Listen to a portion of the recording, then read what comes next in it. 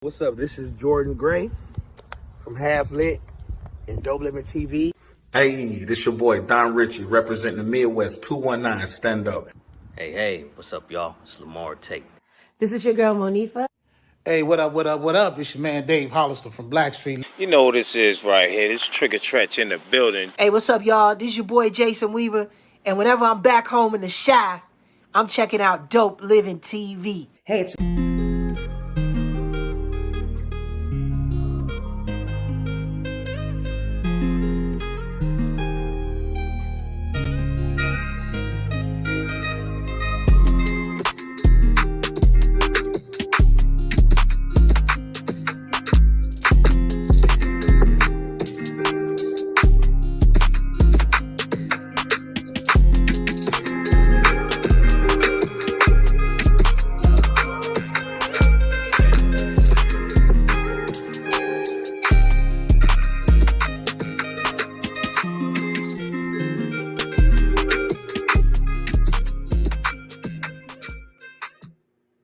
Yo, what's up? It's your boy Greg Gray. This is Dope Living TV Live. Let me tell you, in case you don't know, the views that are expressed on this Dope Living TV Live are not necessarily the views of Dope Living TV or its affiliates. Having said that, hey man, look, welcome to the show. We appreciate you guys always, and we say that in our posts and we say it on here. We are nothing without you guys, so thank you for tuning in and checking us out. Today on the show, man, we got family back. He chilling, family back.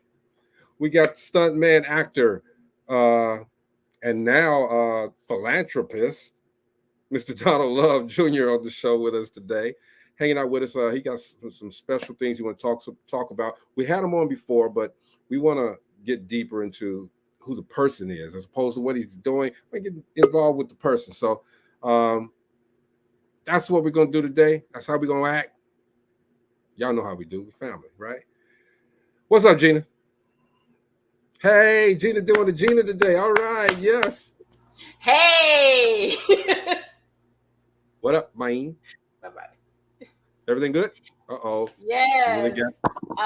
Don't say I'm doing the Gina. I'm not doing the Gina. Doing the Gina. I'm not doing the Gina. That's all good, okay? Everybody say what's up to the life coach, Mr. What's good? Oh, coach. What's going on? How you doing? What's going on? Yeah. Everybody. You read the book, huh? Say what? Look at you. You're wrong for that. I did. That's his head right where we going? Oh, you terrible. We gonna keep that between us. I just caught that, Gina. That is terrible. But that's good, though. That's a good observation, though. I got you on that. That's a good thing, all right? Say what's up to Mo B. What's up, bro? What's happening, Mo? Hey, what's going on, What's up, Mo?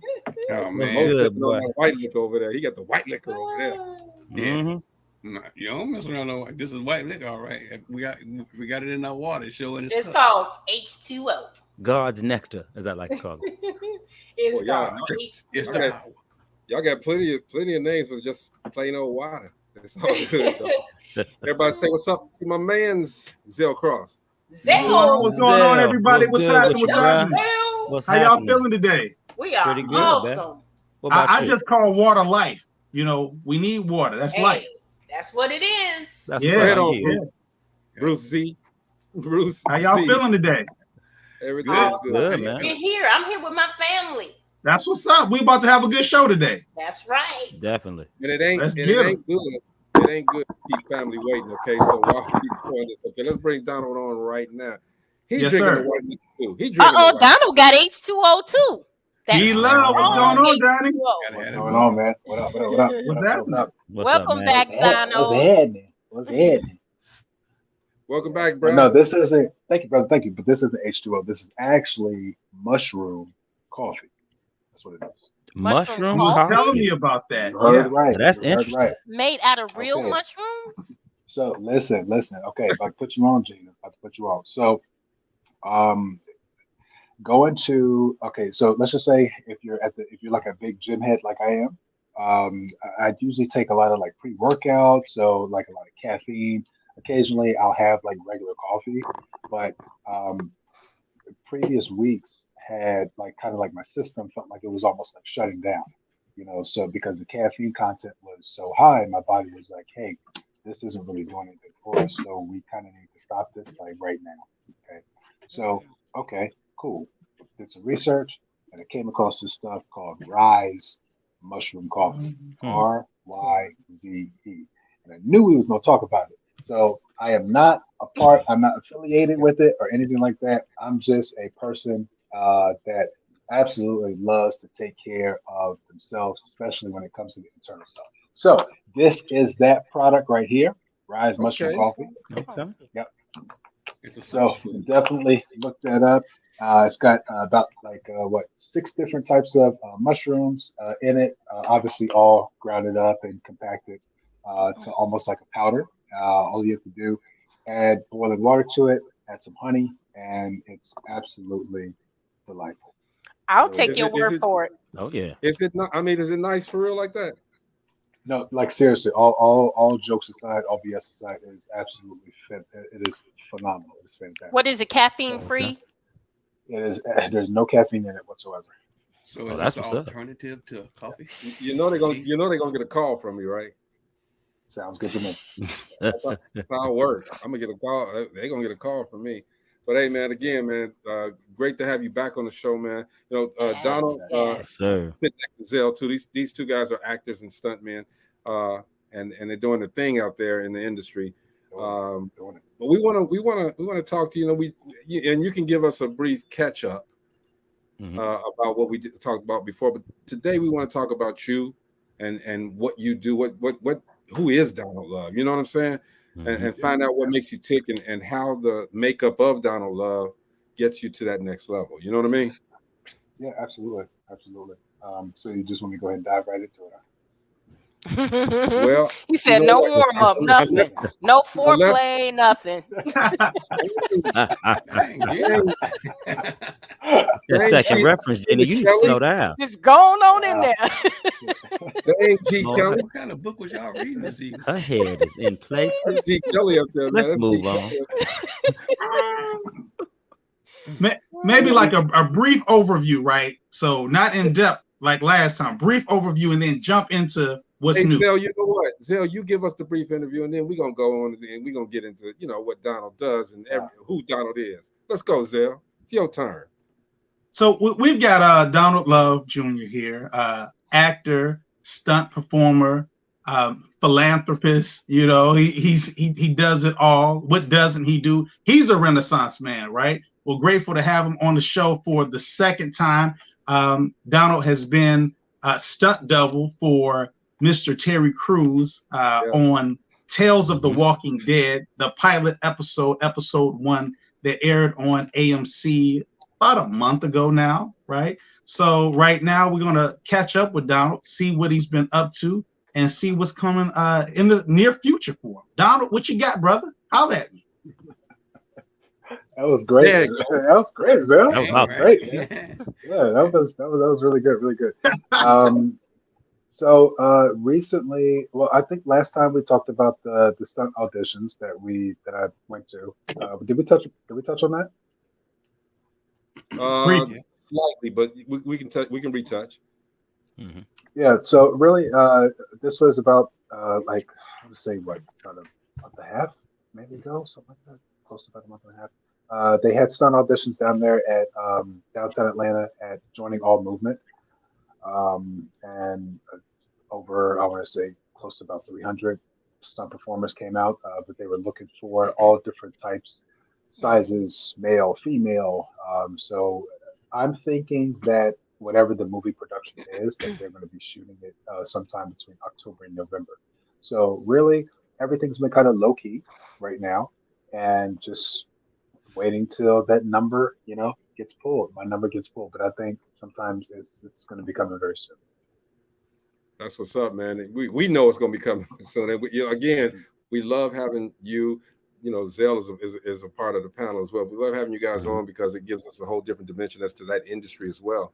Because we don't know, all of us don't know. The stuff that I did was way back in the day, and it's tremendously changed right now. But Donald, as we talked about your occupation and what the things that you're doing, man, what drives you, bro? I mean, what makes you want to continue to do this, and how do you elevate it to the next level? What drives me, honestly, are my family. Every single day, seeing my parents, still go to work. My dad is in the 70s. My mom's almost there.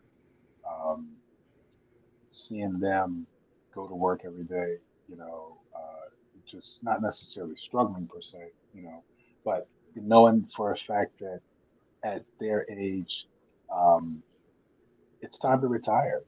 You don't want to see your parents work until like they're almost 80. You know what I mean? Like who wants that? I don't. It's time for them to really go off into the next stage of their life where it's just literally stepping out on the balcony and seeing the ocean. And that right there is considered work. You know what I mean?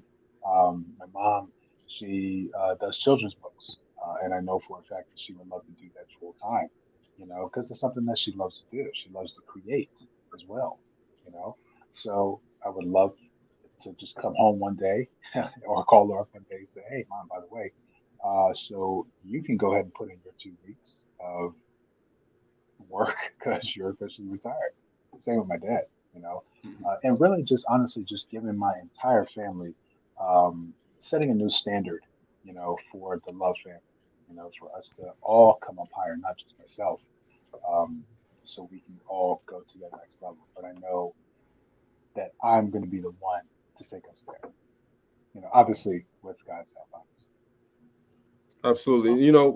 We had asked a question of Zell before about in your occupation, is there an opportunity where there's a role that you've been offered and it's not exactly what it seemed it was when it was offered to you? Would you turn that down or would you continue to do it?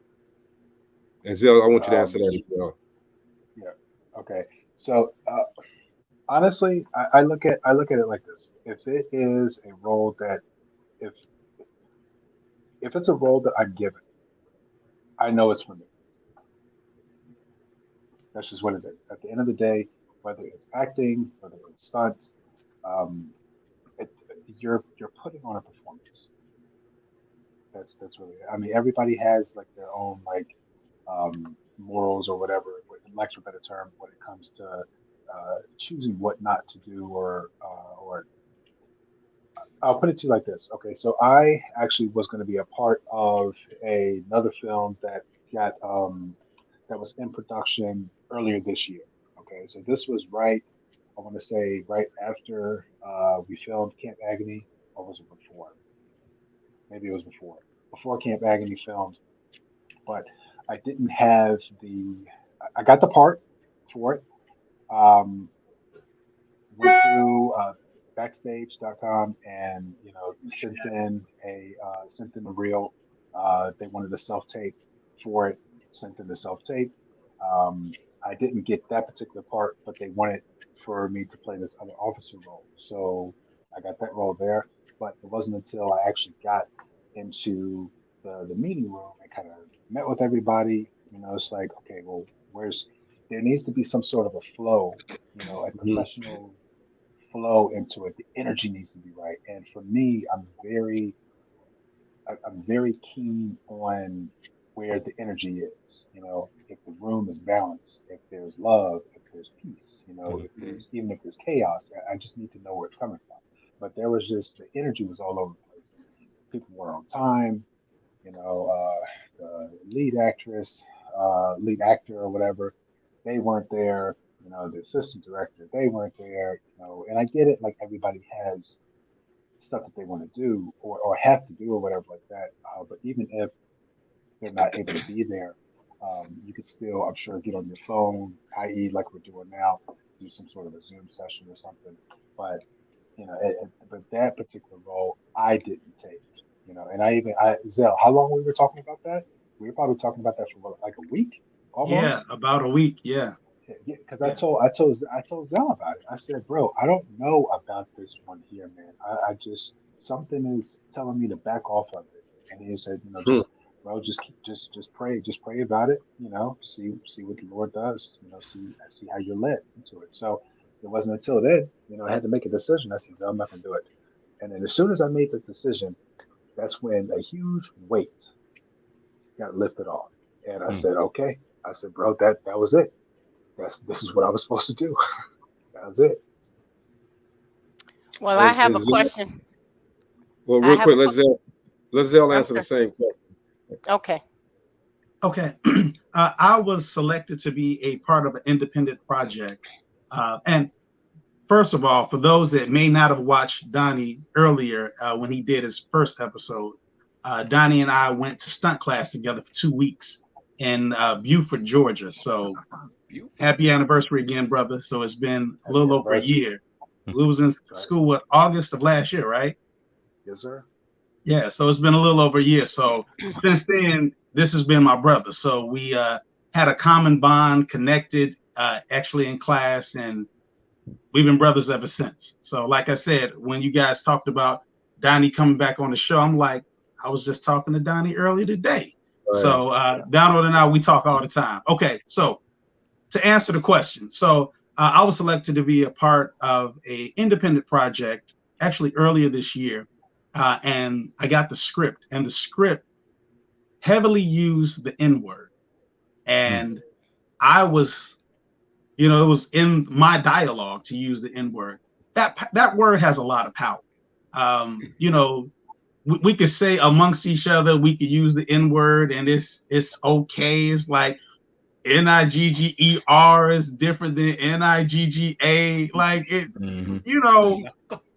the word is the word. It is what it is, and the history behind that word is harmful. It's hurtful. It's mean. It's meant to demean, people, right? So, I, was given the autonomy to change and write things.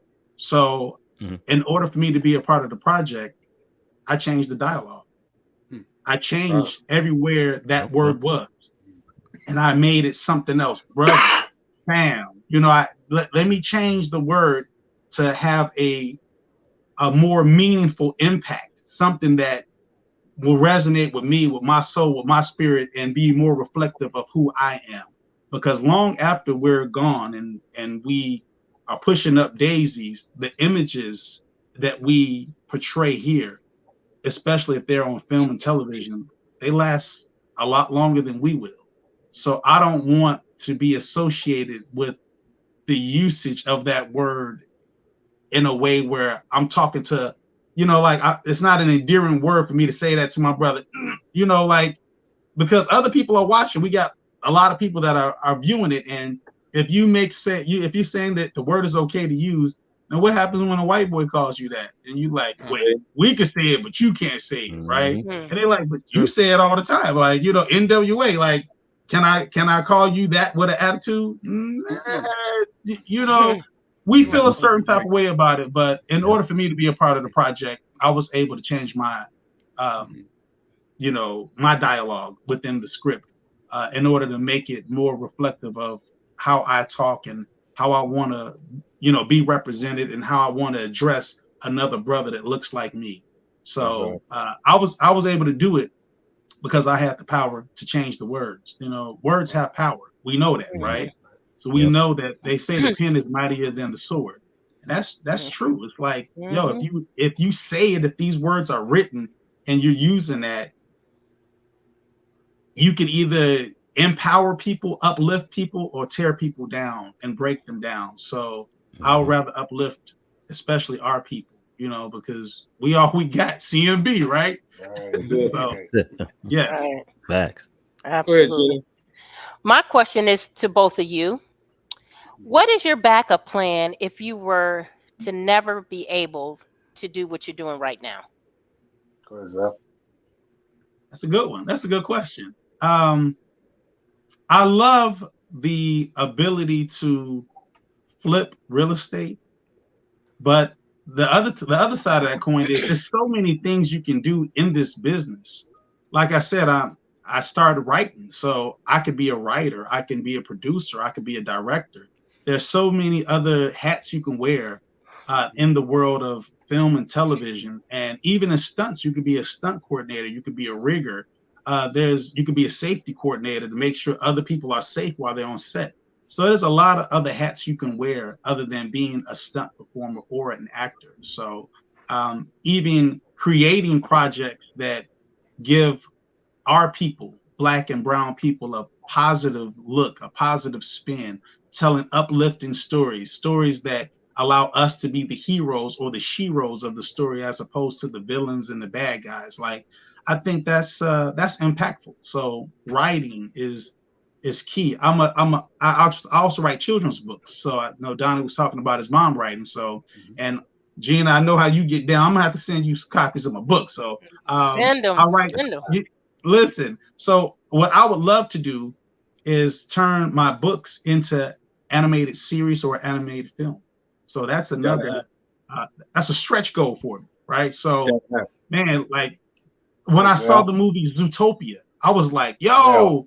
Well, not to cut you off. You and my mom gotta talk. Let's go. Gotta talk. So Zootopia, because my children's books is full of animals. A through Z, Anthony the alligator to Zachary the zigzag and zebra. And so when I saw Zootopia, I was like, what?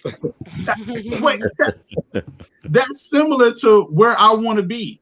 So I know that I'm not far off because Hollywood is already doing it. Hollywood has already done it. So I'm not far off. Donnie, I think authors smoke a lot too, man. Hey, I don't smoke. I don't smoke. Donald, same question, bro. Same question. Hey, okay. If it's not film related, right? We're taking film completely out of it, right? Okay, yeah, why not? All right. If it has nothing to do with film, honestly, it would probably have to be. I would probably go into motorcycle blogging. Becoming a motorcycle. Kind of figured you would say something like that, yeah. Yeah. Seriously, like the original backup plan, honestly, was to go into like massage therapy, have my own parlor, focus a lot on specifically for sports. Athletes, et cetera, like that, do like cupping therapy, et cetera, acupuncture, blah, blah, blah, all that stuff there. But sure, I think that would be fun. It would be great. I do find joy in doing that, but I also find even more joy and more peace when I'm on my bike. And I know from like the little videos that I'll make or create, and either throw it on my Instagram page or if I send it out to the family, send it out to the wife, always get like thumbs up, great video, lots of laughs, etc. like that. It's funny because my wife tells me all the time that well, maybe you should like kind of do this like for real. Like, why don't you just go on the motovlog? Let's get you a camera and all that. Okay, all right. Well, you need money to do it, but it's but I honestly, speaking of that, I think what's coming up, like I said, and we'll talk about that. What's coming up on the 18th. I think that's going to really kick off something. So even if the stunt thing doesn't necessarily work out per se, knock on wood, I still will do something that it has to give me the same amount of peace, because you can't put a price tag on a peace of mind. That's a quote that my family has always said, and you can't. Not enough money in the world is going to buy you peace. It just won't. So you need to find something that is going to allow you the amount of peace that you would want to have if you were on set doing stunts, just like like I said, if I wasn't doing it anymore. So I would honestly, like I said, probably just do motor vlogs and just travel the world, go all to the Harley Davidson events, just everywhere, ride everywhere, morning, noon, night, everywhere, absolutely everywhere. That'll work. So, Life coach, what you got, bro? I want to know for you, Donald, what has really, like, how has your career, being an actor, stuntman, you know, how has that really shaped who you are as a person today? Oh, that's a great question. How has it shaped who I am as a person today? It gives me something to look at that is higher than myself. It gives me something to reach for even higher because the fact that I got to work with Terry Crews on Tales of the Walking Dead, um, the fact that he actually started a conversation with me while we're on set. I can brag on that because that actually happened. Okay.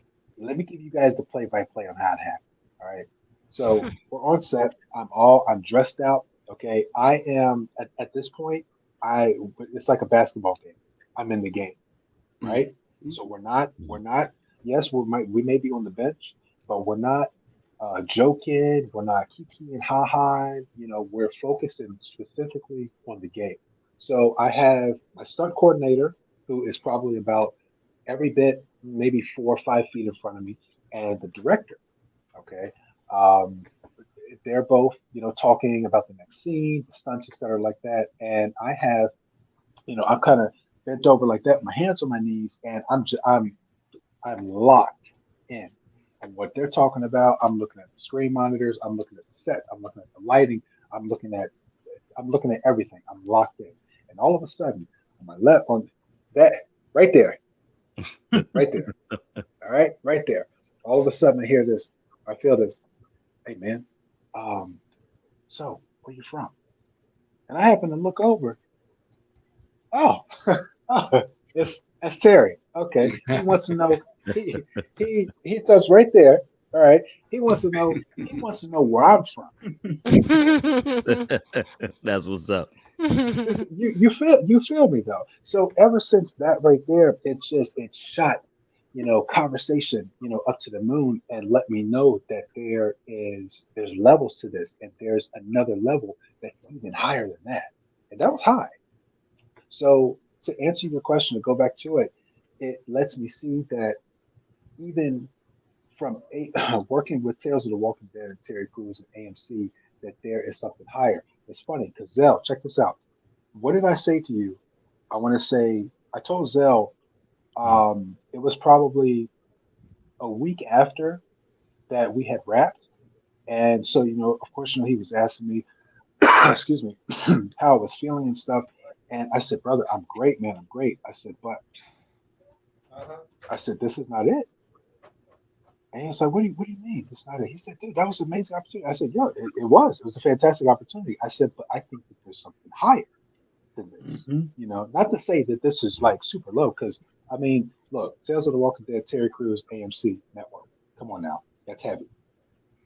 All right. Not to mention, Definitely.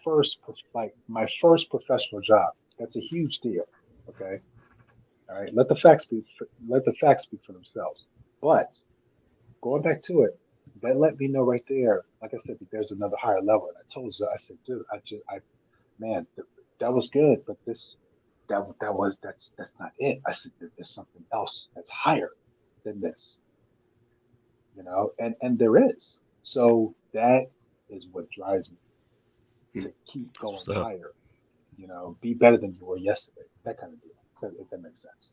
And I think this show gonna be full of gems today. Okay, Yes, full sir. of Absolutely. some great information that you guys out there need to listen to it. It's to like subliminal messages. Okay, but we're giving it to you right in your face. All right, for real. Jeff, you were gonna say something else? No, I'm good. That was perfect. That was perfect. I had a question. So, is that the only star that you had met elbow to elbow to say? Yeah, for right now.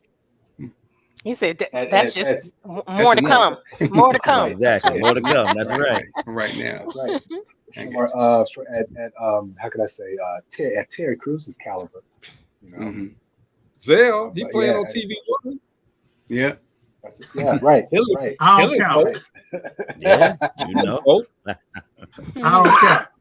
Well, since you just threw it to me, I actually have a question for Mr. Donald Love Jr.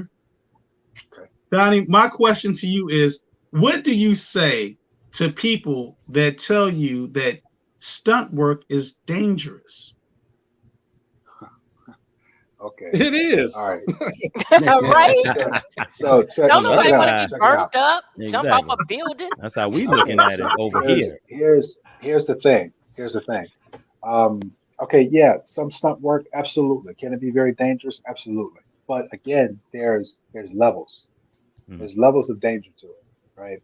So majority, I want to say, of stunt performers are going to do your basics. So like your regular falls.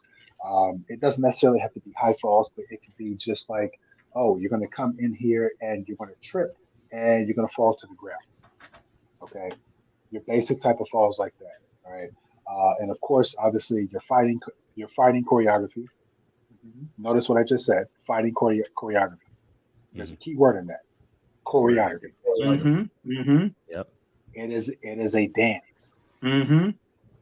So now, of course, they add, in the all that stuff there, getting sliced up and diced Wow. up. They add all the special effects and stuff. But realistically, like for example, if me and Zell are doing a fight and we're fighting for almost 5 minutes, or what seems like 5 minutes, to you guys, it's like, oh my God, they're tearing each other's heads off. Really, like I said, we have rehearsed it so many times. It's literally like butter, you know. And it may seem like we're punching each other, but realistically, we're probably like a smooth 3 to 4 feet, away from each other. Mm. But Mm-hmm. it's the camera angle, Mm-hmm. that makes it Mm-hmm. seem as if that we're so close, But to answer Zell's question in full, um, what do I say to people? I honestly, just try it. So being that far Just try away, it. Yeah, does yes, sir. does that get you fatigued too? Just as fatigued as fighting, probably. Really fighting, right? Well, here's the thing about that. You're gonna get, if your body's not used to it, Mm-hmm. you're definitely gonna get fatigued. One Makes hundred sense. percent. I put it to you like this.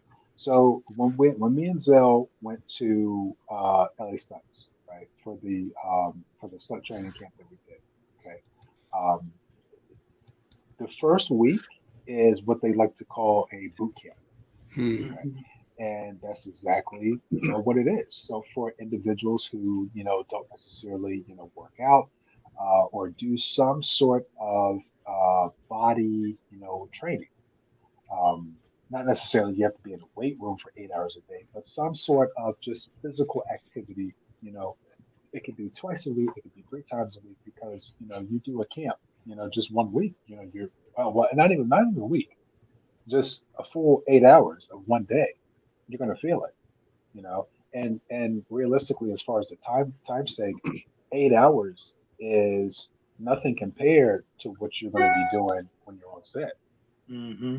It's completely different. Like when you're actually on set, your minimum is 12. Mm-hmm. Unless you get called in for just doing rehearsals, like it's happened to me a couple of times, where I see on the schedule that I'm working, and my call time is, let's just say, 3 o'clock. Okay, 3 p.m. Mhm. So for me, I'll get there around like 2:15. I like to be there between 45 minutes to an hour early. That's just me, because it lets me get there on time. If I need to eat, I can eat, but I can sit my bags down. I could, shoot the stuff with some of the other people that's there. Go get my COVID stuff situation. But it's just staying ready. But like I said, your minimum is going to be 12, and that right there is already going to be fatigue for you. because it's just you're just doing nothing but a bunch of waiting. And then when you're actually getting ready to perform this stunt, you could be almost 15 hours in, and then your number gets called. Guess what guess what you have to do? You have to perform. Okay, I'll give you this example. Happened to this guy right here. So, Tales of the Walking Dead. Okay. Call time was 12:45, if I'm not mistaken. I did not perform my stunt until 2:45. It was almost 3 a.m. Wow. Dang. You're a good one. And that was the. You a good one. If you want to get paid, you'll hang around. Yeah, that's right. Yeah, you don't have a choice. You have a choice, and that was the fight that we had to do. And keep this in mind, we also had fight rehearsals that day, so we had to go to like this kind of location area within Stone Mountain Park and rehearse this fight, learn it. Then we had to go rehearse it with the actors, with Terry himself, to make sure he had it, and then from there, it's just a waiting game until they're ready to shoot it. And then once they do, then you either put up or shut up. It's because it's your job on the line, but also it's that stunt coordinator's job on the line because he has trusted you to do the job. And they don't have time for you think you got it? You good? You all right? No, it's none of that. Either you have it or you don't. Do they pay you to hang around like that, or is it a flat salary? They should. They better. They're union. You get paid. Yeah, exactly. Yeah. So well, look, I'd have had my feet up somewhere. Jeff, you had a question. Where Moby at? Out here in the trailer, kicking it, drinking some Kool-Aid, right? Or some mushroom coffee. There you go. You gotta stay energized like that. You gotta stay energized. 3 a.m., man. 2 a.m. doing that and waiting. That's a long time. That's why I had to drink that Kool-Aid. That's a long time. Hey, man, I want to know. Okay, now look, we know what kind of helped shape you who you are, how the career helped shape who you are. You know what I mean? But the next question for you is, what do you really get out of it? Like, you know how some people get up and they say, all right, I'm going to work and, I'm doing ABC, X, Y, and Z. I kind of love doing this. Or some people say, oh, well, I kind of hate doing this. But what do you actually get out of it? Can I sum it up in one word? Yeah. Peace. Peace. That's what's up. Now, how does that piece come from you doing the stunts though? That's what how does that piece, how do we dive deeper into that piece coming from the stunts? Lead into my next question, but go ahead. Oh, it's almost the same of, how can I put it? You're the star of the show, I guess, like for better phrase, I guess. That's the best way that I can put it, and that's not the sound braggy, not to sound like like he's got a chip on his shoulder. No, it's nothing of that, because now I have been trusted to do something or perform this stunt, perform this job that the coordinator has trusted me to do. On top of that, there's a trust from the coordinator. There's also a trust from the director, because the director is trusting the coordinator to trust me. Mm-hmm. And there is communication with that. So that right there, it just does, because peace, happiness. I mean, it just does, man. That's the best way that I can put it, honestly. Peace. I feel that though. Yeah, hey, let me ask you. I'm gonna step back for a second. You and Zell. So you said you choreograph your fighting and this and that, all right? Now, and I'm gonna relate this back to something. I used to skate a lot, right? And I had 4 guys with me, man. We used to choreograph our skating and this and that, right? All right. So we doing our crazy legs. Greg, hold on. Whoa. I know you're not talking about JB. Man, come on, dude. Monorail, we gotta get out of here, boy. I got my skates upstairs. Don't have me come up there to Chicago. Please. Dude, look, We can go to we can go to listen. We can go to the rink. We can go to Glenwood. Where you want to go? Man, we can't go to Screaming Wheels. I didn't We go to Ring. We go to Glenwood. We go to Markham. Let's go, man. What? What? Come on, man. Let me find out, Greg. Let me find out.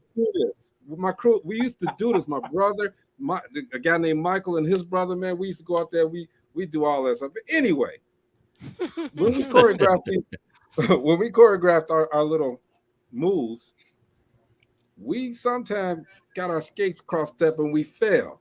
All right. When you guys are choreographing your moves, do somebody get clocked in the jaw accidentally? That's a good question. Or in the stomach, serious, or in the stomach, or does the choreograph? At what point does the choreograph ever go bad? Does it ever go bad? Hold on, Zell, because I know you got something. Check this out. So I actually, it actually happened recently. So I recently did a tactical knife workshop. Okay, downtown Atlanta, the same joining all movement place that hosted it. Okay. Also the instructor J.A. Crooms, fantastic guy, you know, and he knows that knife. He definitely knows that knife. So I had an individual, his first time there, you know, wanted to get into stunts, you know, and this was his first class, you know. Other than that, you know, he's 6'2", Hispanic guy, big guy. You know, so I said, okay, yeah, you know what, I love your energy. You're gonna come party with me today. Fantastic. He's absolutely fantastic. I'm going to let you know the real on really how you're doing. And I loved how he moved. And we were matching each other's energy. So it's similar to like me and Zell, right? So we were going through it and he kind of felt it a little bit, you know, and he kind of came with the knife. I mean, it's a rubber knife, you know, but he came with the knife kind of like, if this is my knife, you know, he's coming, you know, this way. And so I'm supposed to go like that. So, which is what I did, but he kind of cut in a little bit too close and he kind of hit me, you know, right here. Right. Hit you. So yeah. So he definitely did. So once he did, he was just, oh dude, I'm so sorry. And so I had to let him know, distance wise and as far as camera angles and how it actually works. So, I mean, sure. Are you going to get hit? Yeah. It'll happen. You know, it even happens to the top professionals, you know. But if you understand angles, if you understand how people move, especially when it comes to distance and people like, you know, you're dancing, you know, it's no different than if we're actually, you know, doing the salsa, you know, all that, and then all of a sudden I, you know, stepped on the missus, you know, foot, or you know, she gets crossed up over mine and she actually ends up falling, or I end up falling. It's no different, you know. Once you have a little mishap, okay, here's how we can clean it up, and then you go back to it. That's it. Okay. That's right. Zell, you ever get cracked in the jaw? All right. So it's kind of like, you know, no matter how much you rehearse, you accidents do happen. So it's kind of like when you start out and you learn a choreography, you might practice it at a 2, real slow. Then you'll go up to about a 5, then to a 7. Will you go to a 10? Maybe you won't go to a 10. Maybe you'll go to a 9, because a 9 looks like that's a 10. So, you know, cameras are recording, you know, 24 frames per second, sometimes even more based on the type of camera it is. So, yeah. So even when you're doing it at a 9, adrenaline is rushing, camera, lights, camera, action, boom, you go for it. It can get close. And if you do get hit, it's like a love tap. You roll with it. You're like, boom, oh, okay. You don't stop and be like, hey, I got hit. You just keep going, right? Okay. It's like if you're doing a stage play and somebody forget their lines, you keep going, right? Or if you forget your lines, you improv. You like, you know, don't be done, just be done cooking. You just improv. At some point, the hood gonna kick in, though. The hood gonna kick in at some point. Well, you know what? Now, here's the thing. It's always shared. Yeah, it's always shared that if you tap somebody, they might tap you back intentionally. I was just gonna say, Okay. has been It might somebody. happen, but it's all fun. It's all love. It's like, as Donnie was talking about, it really, I was feeling him saying that once you find your purpose, your gift and your purpose align, that's like the peace spot. You're really at peace. You're like, because you could do a job, you're like, I know I'm not supposed to be here. You're not. You're like, I'm going through the motions, I'm doing this for a paycheck, but whatever your gifts are that God gave you, and you find that purpose for your gift, you put those two things together, you're in a very, very sweet spot, and you're at ease, you're at peace. Nobody can say you're not doing what you're supposed to be doing. You're like, oh no, I'm doing what I'm supposed to be doing, because you're in the zone, right? You're like, exactly.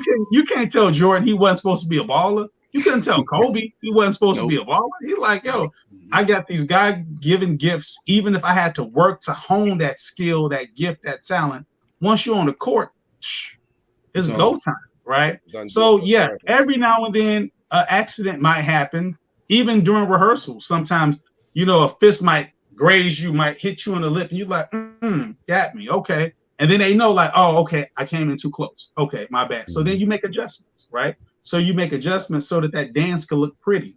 So when they film it, you're like, man, that looks really good. Were you guys really hurting each other?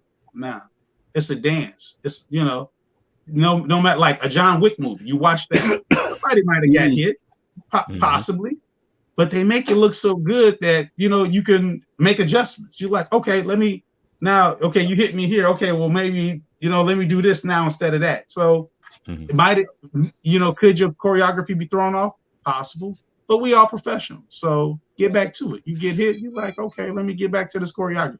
Have I got hit before? Yeah. But you just keep going because it's fun. It's what you're supposed to be doing. You're like, I'm not supposed to be opening up bank accounts. I knew that. I knew that when I was doing that. I was like, I'm at the bank like, I'm supposed to be doing something else. And then when people ask me, well, what's your background? What do you do? And you tell them, they're like, they look at you like you lying. You like, really? Really? And you're like, no. You don't even want to tell people the truth. You want to make up a lie. Like, what did I used to do? Sell newspapers. You don't even want to tell them the truth. Because if you tell them the truth, they're looking at you like, okay, so if you did all those things, and I can Google you right now. You're like, yeah, you can Google me. And they Google you. They look at you like, why are you here? Yep. I hate that exactly. question. Why are you doing this? Why are you doing that? I hate for a paycheck.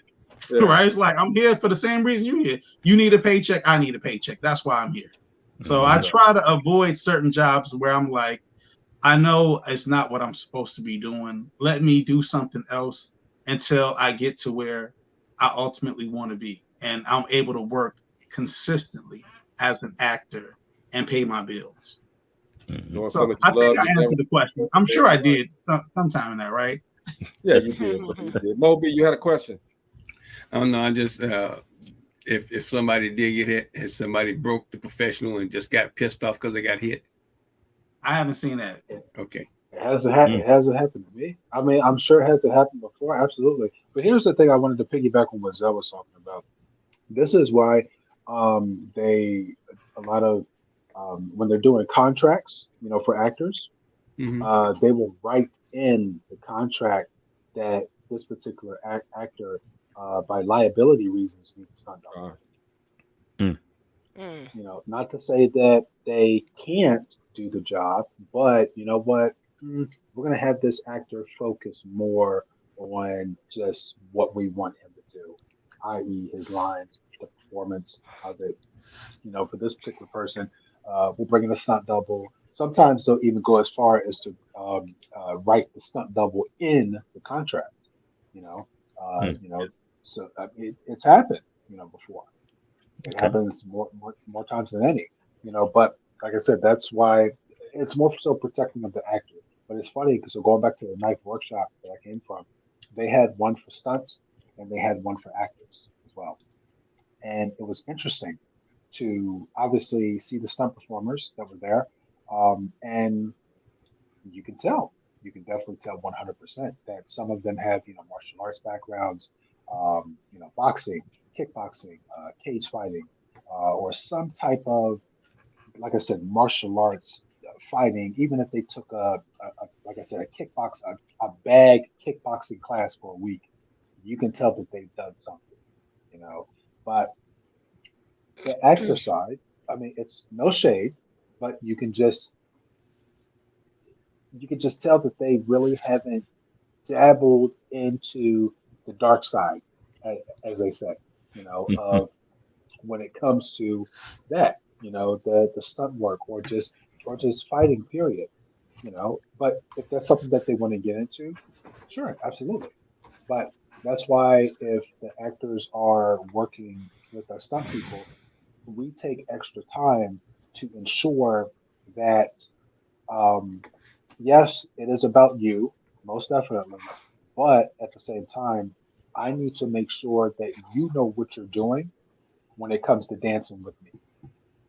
So, for example, if I'm a stunt player, Zel's a stunt player, and we are on set, and I know for a fact that we're going to do this fight, and it's going to last us about 30 seconds, I know we're going to kill it because I know that he's going to protect me and I'm going to protect him. Versus if I have somebody that has never done any type of, fight choreo, or doesn't have, they don't necessarily have to have a, kickboxing Muay Thai background. They don't have to be a jiu-jitsu champion or nothing like that. But like I said, you can just tell in the way how they stand, and just even when they, like, even if they're throwing a punch, they're going to actually throw a punch. And it's different. Throwing a punch for real, if you're out in the street fighting, is way different than throwing a punch on camera. The technique is different. It just looks real. That's it. Man, we are talking with Donald Love Jr. He is Stuntman. He is an actor and a philanthropist, which we're gonna get into some of that after this life coach moment. All right, but first, let's hold up. Let's wait a minute. Marcy ain't in it. We're gonna This man. We're gonna take it to the life coach Jeff Relevant for some life coaching. Take it away, Jeff. Yeah. What's going on, y'all? So the big thing is self-love for the day. That's what I want to talk about just briefly. Self-love. When was the last time you did something for yourself?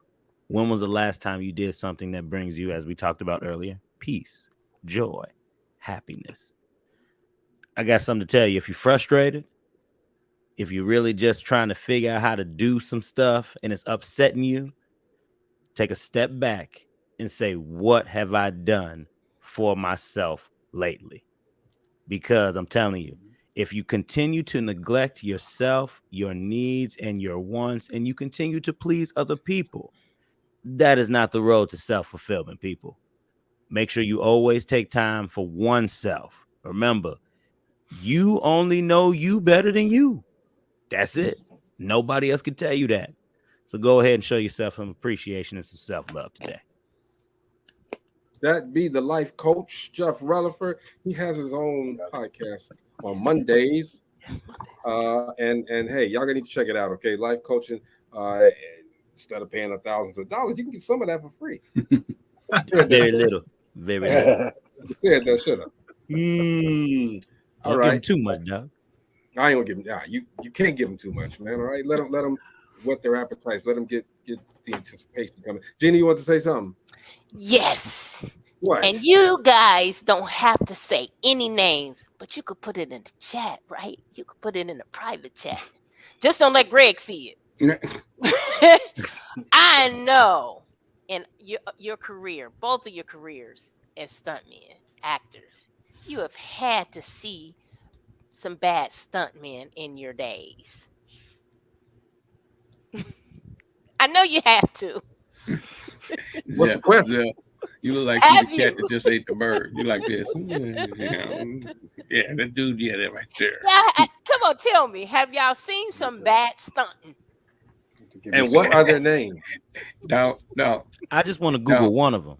No, ain't no more drinking that cup, man. He said the mushroom coffee gone. Mhm. Hey, man, Lord, have hey, mercy, I hey, ain't gonna Donald, say Zell, this is a talk show. Y'all not talking. This is a talk show. What's up? Come on, tell us about that bad Donald stunt. said, I'm drinking water. I can't talk while I'm drinking water. Exactly. Yeah, you can't talk about drinking. Come on. Y'all funny. It's natural See, look, spring, look, look, Donald. look, It's look, look, natural look, spring. look, reading the I bottle. will say this. I will say this. What's his name?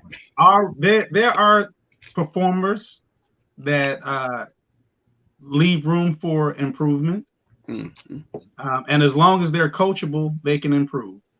What's his name? That was He said, politically correct, Zell. Look, I gave that smile at the end, bro. Donald loves that. That was Boy. politically Beautiful. Man, I correct. wish I'd have thought of that. Beautiful. That's what's up. You got my vote, Zell. You got my vote. Right. Zell for mayor. Hey, ask So me. that, for all- can I ask me count on your vote? I'm giving names. You ask me the questions. I'm giving names. Okay. Right, Hey, right. I'm gonna pop them in that private chat so Greg can read it out loud. Hey, Greg, who was the guy you interviewed with the cock eye? Biggie. Anyway, Stop it. he gone. He can't do nothing to me. You got people. I'm good. Lord. I'm good. I'm sorry. Okay, I'm sorry. It's all right. Okay. It's all right. So now we're talking with Mr. Donald Love Jr. Again, he's how can I say life coach? He's he a life coach too, though. He got that down pat too.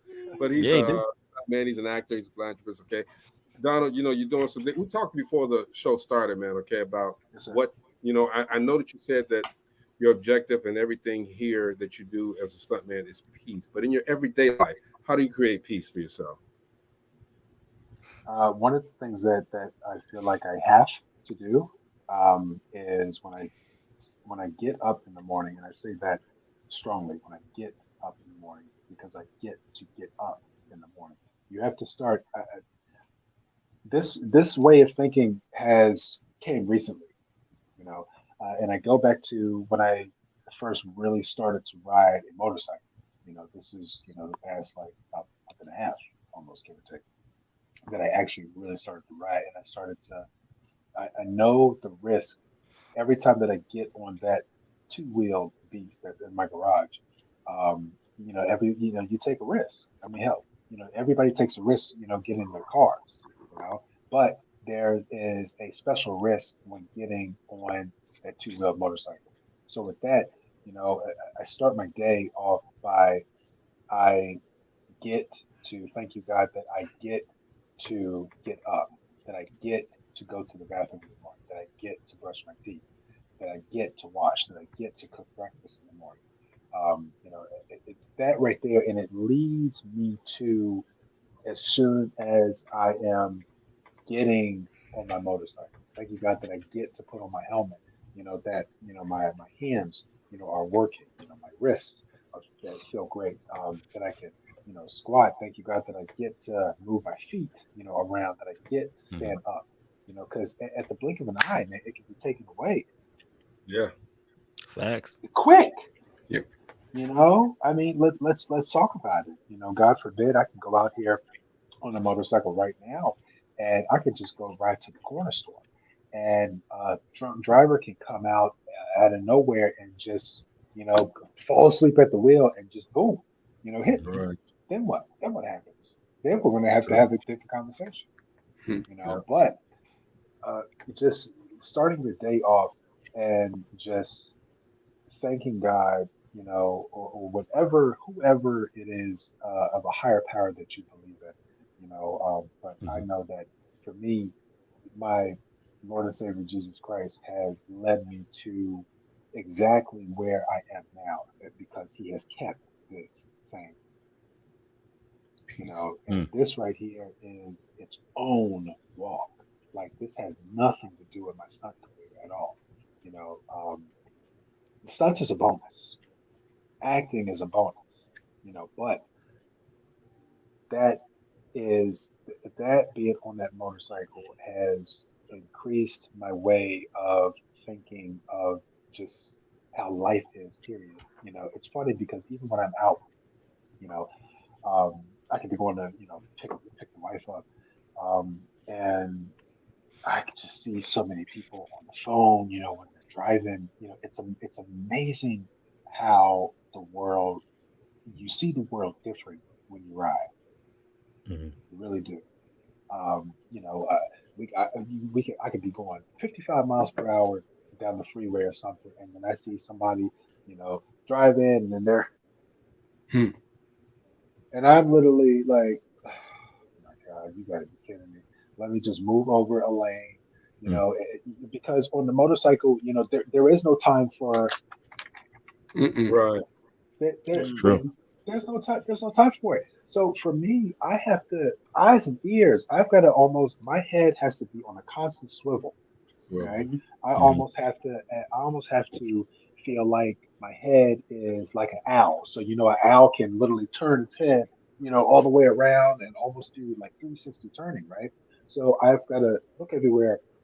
I've got to use this hand for the clutch. I've got to use this hand for the throttle and the braking. I've got to use my left foot, you know, for the triggers, the gear shifting. I've got to use my right foot, you know, for the braking, you know, the rear brakes. You know, everybody has to be in alignment. Everybody has to be on point.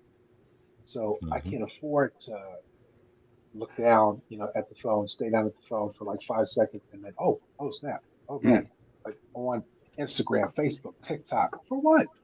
Look, here's my thing, and I'm gonna finish with it. People spend so much time doing this right here. By Mhm. the time you look up, you're gonna miss what's in front of yeah. you, and then all of a sudden, the Facts. world is gonna change. The world is gonna change, and then you're gonna look around and try to figure out what happened. But no, you're too busy looking down and not, and you thinking that that is the world. No, it isn't. The world is what's in front of you. You know, it's interesting.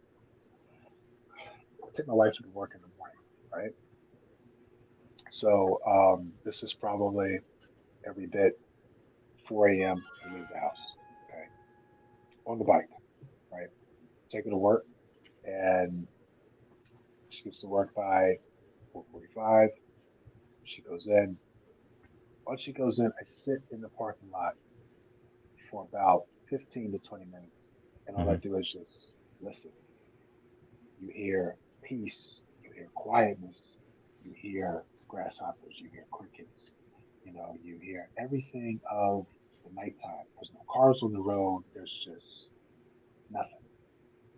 It isn't until obviously daybreak comes, and that's when, you know, morning rush happens and, you know, stuff like that. But it's just nice to just sit out there and just be able to have that little peace and quiet time of thanking God for this day that has already started for me. You know, I got here safely. You know, I got us here safely. Thank you, God, for that. That's It's a heck right. of a ride going home, but Lord, thank you for the fact that I get to hear and see this dark beauty, if you will, that you have gifted Mhm. before the sun rises. You know, because I call that, I guess, the calm before the storm because it's Hmm. super calm. It's just, it really is. You know, Yeah. I could talk for hours about that, but I'll cut it short. I hope that answers your question in a nutshell. No, it's all good, brother. Zell, what you That's what's got? up. Yo, Donnie, I got a quick question for you, sir. I know Shoot. we talked about your experience on Tails, but this is a question that I don't believe I ever asked you, and I kind of want to know what the answer is. So, with your experience on Tales of the Walking Dead, what did you like least, and what did you like most about that experience? Oh, that's heavy. That's a heavy question there. Mhm. Like the most. Um, I would honestly, obviously, you know, being on set, you know, getting changed out, the whole experience that I had to, man, oh, Zell, that's a tough question there, bro. That's why Because I asked. yeah, the whole experience was great as a whole. But if I had to take like one particular moment, um, I'm not the type of individual that's going to be starstruck. You know, I've worked with, you know, whether it be actors, musicians, you know, like with all my career, especially when I was in the fitness world, you know, working at gyms, you can run into actors and, you know, musicians, producers, you run into those people all the time. You know, at the end of the day, you realize that they're human. You know, so it would I would constantly talk to him, you know, without question. So talking to, you know, Terry was just it was like I was talking to another brother, honestly, Mm-hmm. you know, fellowshipping with him. But if I had to pick one thing out of the hat, best experience, um, I would have to say probably just the talk that I had with him. You know, that fellowship that I had with him. I think that was just because you can't buy those type of moments. There really Mm-hmm. isn't. You know, especially for somebody, even though you know we're in you know the same outfits. You know, so it's kind of cool for that as well too. Um, virtually identical in height, build, etc. You know, obviously, but he looks like he's been carved. You know, like a Greek god. You know, which I feel like is unfair. You know, but whatever. I digress. Because Jesus. But no, in all seriousness, probably just fellowshipping, you know, with him, you know, and just talking about how just he got to that point there because it's also a grind, you know, for him as well. And so that let me know, okay, all right, well, I'm not just parts are not just given. I mean, granted, they are given, you know, to him if Mm-hmm. somebody actually writes him in the script, but he's got to go out there, he's got to go get it just like I do. Mm-hmm. Okay, so there's a mutual respect there, you know, and for Mhm. him to say for him to say that he was honored to have me as his double, you know, those words actually came out of his mouth, you know that man, I'm honored to have you as my double.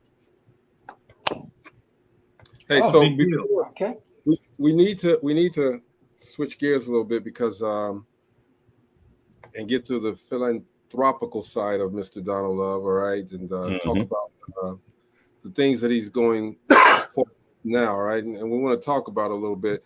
Right now, he's involved with this situation here, Writing to Cure Childhood Brain Tumors, uh, yes. Pediatric Brain Tumor Foundation.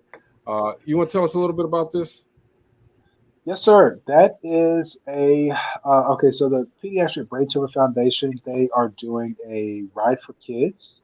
September 18th is going to be in Buford, Georgia, and that right there, that Greg so humbly put up, is a part of a foundation that I have started, or sorry, not foundation, but fundraiser that I have started to raise money for. So I've tried to raise $500.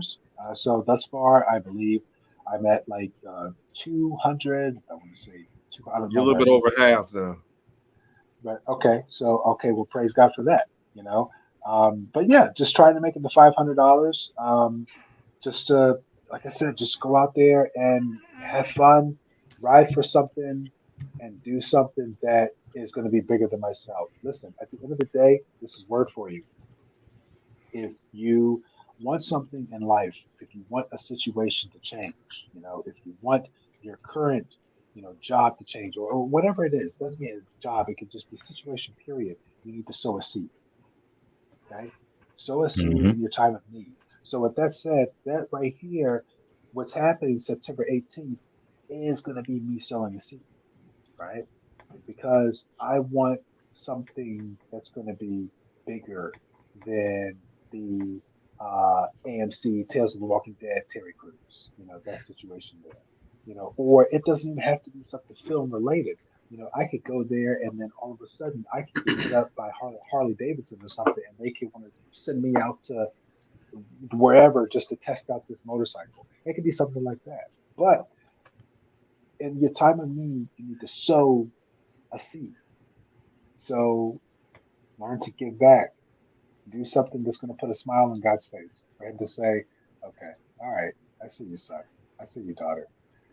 I got something for you. Thank you for So, doing that. You know, so what made you choose that cause? because it's it was the nearest ride um, that and it's something about kids. You know, when I did some reading into it and noticed that brain tumors is the number one childhood cancer, it was just like, oh my lord, I honestly I did not know that. So I my didn't either. son, right, exactly. Between that and SIDS, so sudden infant death syndrome, which is something that Mhm. my son passed away from. My son died at 7 months. He passed away from sudden infant death syndrome.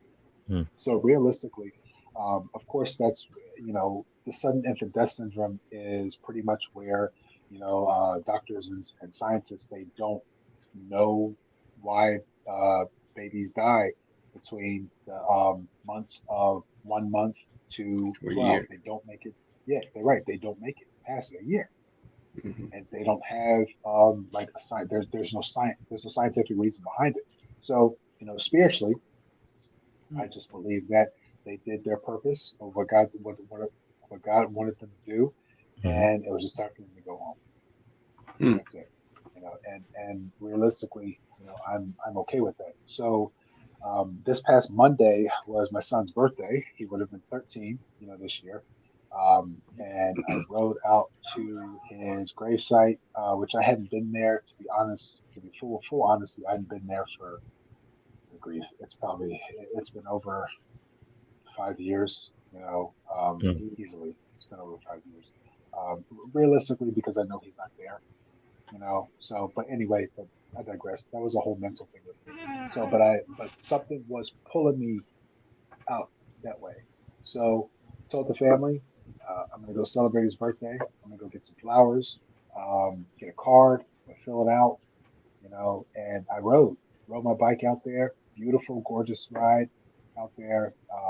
Saw my son's grave, of course, had tears and all that stuff there. But after I released that energy and had, I felt like I had a one-on-one, with my son out there. It was just like, okay, all right. Um, the day after, I learned about this ride that's coming up, and it was like 1 + 1 = 2. I said, okay, let's sign up for it. I'm doing it. Case closed. That's it. I'm doing it. Okay. So, Cool. That's what's up. like I said, man, it's something that is near and dear to my heart, and it's pulling me out there. It's almost like somebody has got me by my shirt and just like Mhm. it just is. It's a strong pull, and I know when I'm being pulled like that, that's God. So it's time to go out there. You think you'll be doing some more after this? You got your feet wet with this philanthropical endeavor here. You think you'll be doing more? 100%, 100%, 112%. I think it's something that we all should be doing anyway. Once you reach a certain point in your careers, uh, and I'll say careers as far as unconventional careers, you got to give back. You got to reach back and say, well, Mhm. what really touches me, or what really did I see as I was coming up in my career that I can help somebody to do better and Mhm. wouldn't have to go through things that I went through, or because I used to always give to cancer kids. I love children. I love children. Yeah. And when I start talking about mine, man, the tears start flowing not because he's done anything bad or anything like that, but because to me, he's so great, done everything that I've asked him to do and more. But I feel for parents that have to go through these ordeals, these health ordeals with their children and this and that. We can't help everyone, but if we Mhm. spearhead some type of a cause and try to help, at least it can soften the blow a little bit, and maybe some other people, influential people, might get on board. And money does help, but people want to know that people do care. And Donald, I mean, this is a great thing that you're doing, man. I want everybody to. How did he get to your fundraiser? It's pretty simple. So anybody can go to my Facebook, or obviously if you have me as a friend, or you could go to my Instagram page. I have the link in my bio. You could actually go on to the actual website, put in my name under the fundraiser, and boom, it'll pop right up like that. So, like I said, but it's also on my Facebook too. Just copy paste the link, and it'll go straight to the link, and you can put in 50 cents, you can put in $1, $2, $10, whatever it is that your heart tells you to do, and that's it. And by this being my first one, it is, man. It's just near and dear. And what's funny about that, the following week, right after the 24th, I'm going to be doing another ride as well too, but it's going to be for my mom. She was battling breast cancer, kicked his butt, all over the screen. I mean, like stunt fighting, but real. Right? Went through chemo, had some downtimes, but she fought through it. Radiation, she knocked it out the park. So this right here, this final walk for this breast cancer walk is going to be so powerful, for her. That is, especially when she crosses that finish line, because that's just going to let her know that in the words of Jesus, it is finished. It's done. You're not going to have to see this anymore. Now it's time to go into a new chapter of what's to come. But like I said, Greg, going back to your question, definitely I'm going to be doing more rides, as many as I can. I have a feeling that it's going to be like a tattoo. Once you get one, you either are going to get another one, or you're never going to get another one again. I'll put it to you like this: I have 27 tattoos, so and every now and again I'll still have the itch. I got none. I got one. Hey, we're gonna take a real quick break, and then we come back, man. I got one more question for you, bro. And actually, I'm gonna ask everybody the same question. Okay, we're talking with Donald Love Jr. at the DopelivenTV Live. We'll be right back.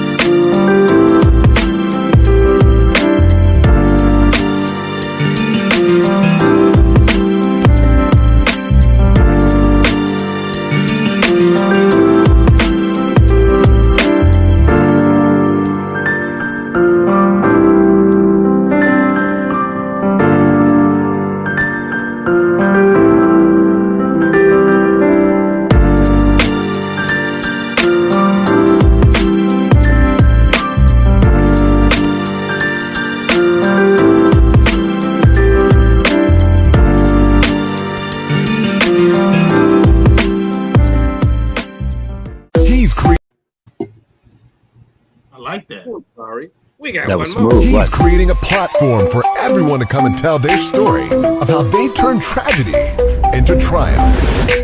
And everyone has a story to tell. Get ready to be motivated and inspired on That's Why I'm Here. So get ready, get ready, get ready. Ladies and gentlemen, your talk show host, Jamie McGrone.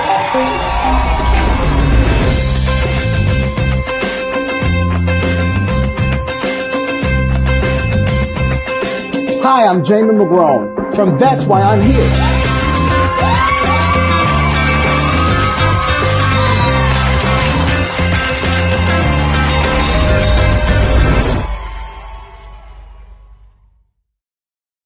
Zell asked me what happened.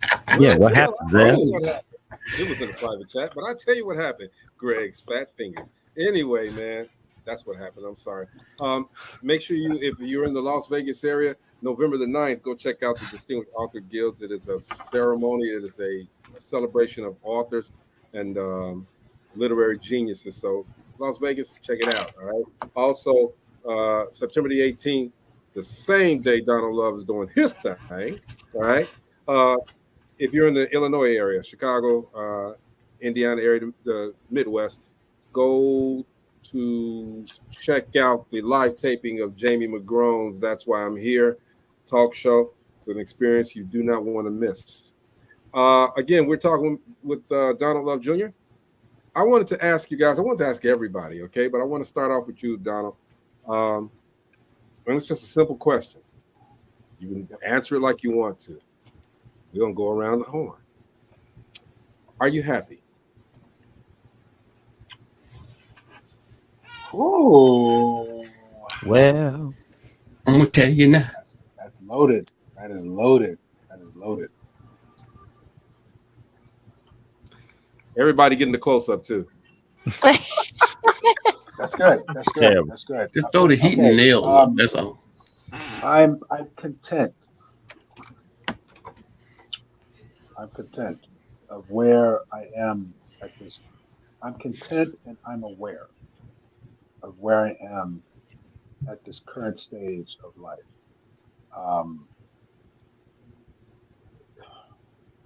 If I can put I'll do this. If I could put my happiness scale on a scale of 1 to 10. 10 meaning that overall, like I am happy all the way across the board. Okay. I would probably put it at a like 7.6. Interesting. Yeah. Interesting. Zell, are you happy? That's a great question, Greg. I'm glad you asked it. I think happiness, for me, happiness is kind of like there was a Tom and Jerry episode with Pipsqueak Bird. Remember that episode? Sir. And the bird would pop up and be like, Pipsqueak! And it'll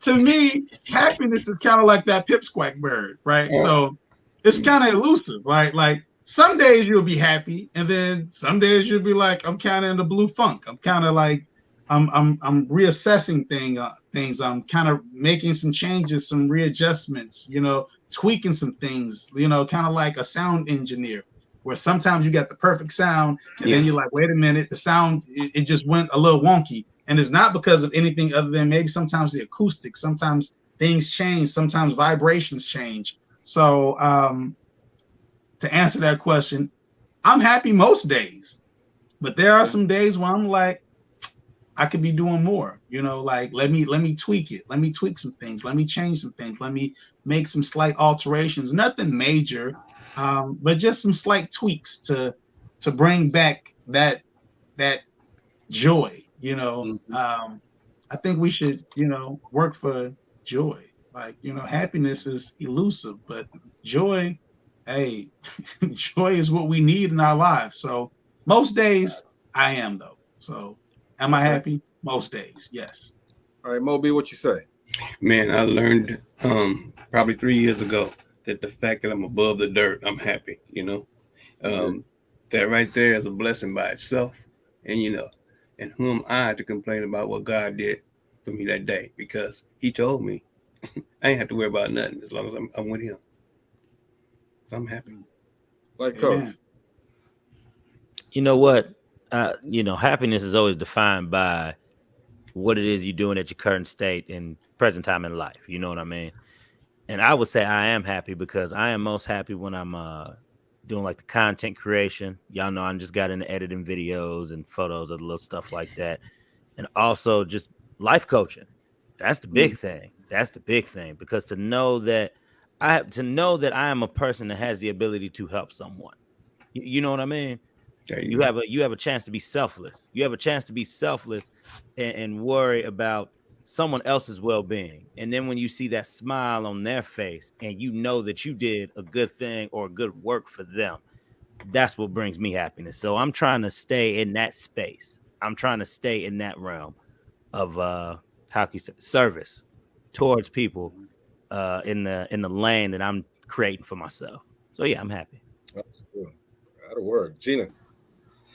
Yes, I am happy. I do not have to think about that. I have so much to be thankful for, even with issues that arise, bad times, so to speak. I'm still grateful for the things that God has put in my life. I have a beautiful fiance that I love dearly, and he loves me dearly. We have a beautiful home. I can't complain at all. And not to say I don't have bad days. I have bad days and bad things happen, but I always come out on top. and God always brings me out. Absolutely. You know, I can't say that anything that you guys have said is wrong. All right. I agree with everything, and a piece of my expression of happiness is a little bit of everything that everyone has said here. But, you know, like Gina just said, and like Jeff said, you know, and Maurice said, and Donald said, and Tell said, you know, for us to be able to be in the positions that we're in and to be able to help others, you know, just as Donald's doing with this fundraiser, that brings me joy, as Zell said, word joy. To be able to do this platform and to touch people across the country, that brings me joy. And to know that I'm not doing it for anything self-serving, because I've been in a place of unhappiness. I've been there. And the way that the things are going on with, and I can only speak for myself, with me, I'm happy and I am joyous because God is guiding my path to great things. And it's not, again, self-serving, it's to help other people. So, you know, with that being said, you know, I am the most happiest when I'm hanging out with y'all. When I'm hanging out with you guys, man, and vibing with you guys. I mean, believe me, man, I'm an old man. I mean, I look old. I know I look good. Trust me, okay, ladies. But I'm happy when I'm able to spend time with people that I care about. Okay, and you guys are people that I care about. Vice versa, bro. We giving people. I hope people today listen to Donald and got a lot of wisdom. You know, at the young age that he's at. I can say that, Donald, so don't take it the wrong way. At the young age that he's at, got a lot of wisdom. You sit here and listen to Zell, young age, a lot of wisdom. Mo, my age, a lot of wisdom. Jeff, he's a baby, a lot of wisdom. Gina, that's just Gina. She talking, but she got the mute on. But anyway, well, I was gonna say Jeff even got his baby cradle on his head. Oh Lord, that's the first thing when you are born. That's the first thing they put on your head is that little sock. Okay, it was. Jeff, it was. Okay. It just get it out. But I could fit in it, so you know they cradled me. But Donald, we appreciate you coming on, man, sharing your story with us. And this time we got a little bit deeper into it. Okay, but we're still not done with you. We're gonna invite you to come back another time, brother, and hang with us because it's always a good vibe when you're on the show with us, man. And you know, this is the second time. It's always a good vibe, bro. We appreciate you, man, for real. Is there anything else that you would anything else you want to say? You know, we're gonna go around the horn right now, but we're gonna give you the first opportunity to say whatever you got to say. Okay. This is directed to anybody, all the viewers that's watching. Everybody that's going to be replaying this, people that's going to see on YouTube, Facebook, Instagram, do whatever it is that brings you the most peace. If you don't know what it is, I encourage you to go out and find it. You know, find it organically. Know that there is, peace out there. Not to say that you have to go out here and buy a motorcycle or nothing like that, nothing crazy, but I encourage you to start your day and say, thank you, God, that I get to do this, and just continue to just do that until you get to the car, and then from there, until you get to your job or the store or whatever it is, and it's going to be at that moment, all of a sudden, life is going to start to make a little bit more sense than what it does now. At the end of the day, like me always says, Zell always says, this is like our motto: forever forward and never backwards. My man, yes sir, Zell. Yes, sir. All right. We had a lot of great conversations today, so I definitely appreciate this roundtable that we had today. The one thing that my wife and I were discussing earlier today was, some of the recent suicides that have occurred. So we have to make sure that not only are we checking on our friends and family members that are struggling, that are going through things, but we also have to check on our strong friends. So people that you think are doing great, people that you think got it all together, that they're happy, that they're joyful because of their post or because of their energy, check on them.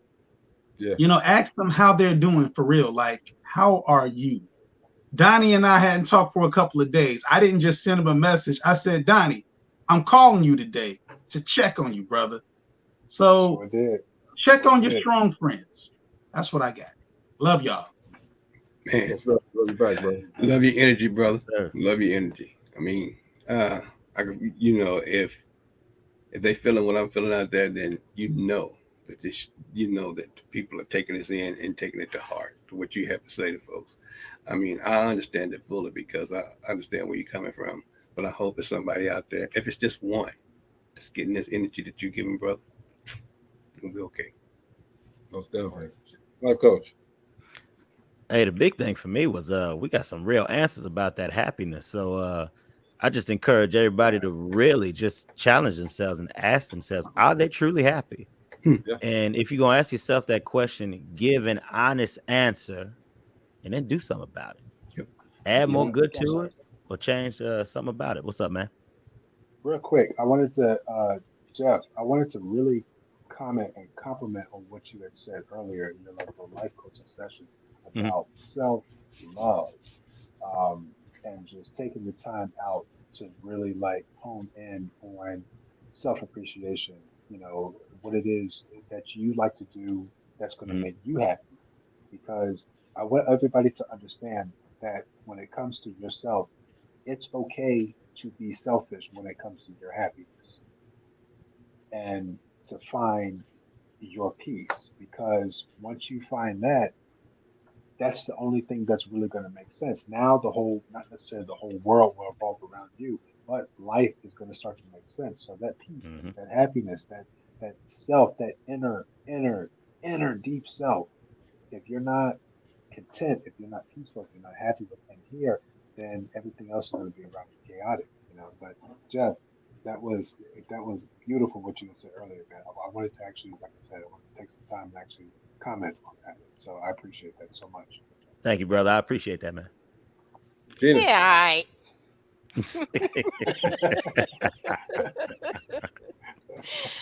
Look, I just want to say the reason that the show does so well when you come on, Donald, is because you have the energy because you love what you're doing. And you bring that love to the show. When you talk about it, you can hear the passion. And I say all that to say, do what it is that you're passionate about.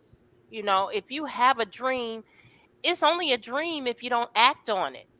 What is it, Greg, when they don't act on it? What's her name? Loquacious. Loquacious. So follow your dream.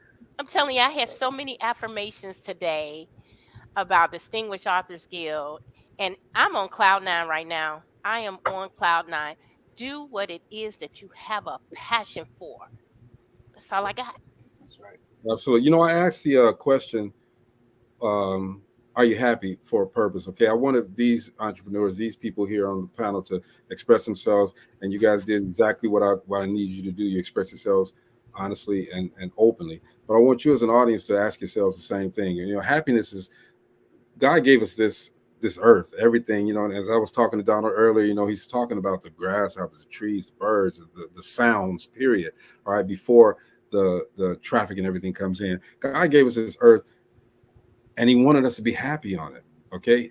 That was his purpose, happiness, giving us a place that we can be happy. Man messed it up. All right. But I encourage you guys to find your happy spot. Find out what makes you happy. Find out what makes you tick. Find out what makes you want to just rejoice and do it. You know, you can only be happy if you're doing something that you love. Okay. If you're thinking about things that you love. So go out there. I take pictures, you know, Jeff as well. Take pictures. I take pictures of flowers. I take pictures of bees. I take pictures of dew on the grass. I take those pictures. I don't put them out there all the time, but I take them because that gives me peace, because this is what God gave me. You know what I mean? So let's rejoice in the fact that we're still here and we can create happiness every single day that we live. All right. And I thank God for the opportunity to sit with these people. This is Dope Living TV Live. Thank you again, Donald Love, for coming on and hanging out with us, man. And you already know, man. Yes, Again, thanks, I'm gonna say this. I said this before. It's your house, bro. Come on when you get ready, okay? And number two, if you got anything going on, you don't have to come on here for it. Say, Greg, I need you to put this on. It's done. All right. Word. We got you. Ride that Harley, bro. Ride that Harley. Get the wind in your hair. Always, baby. Always.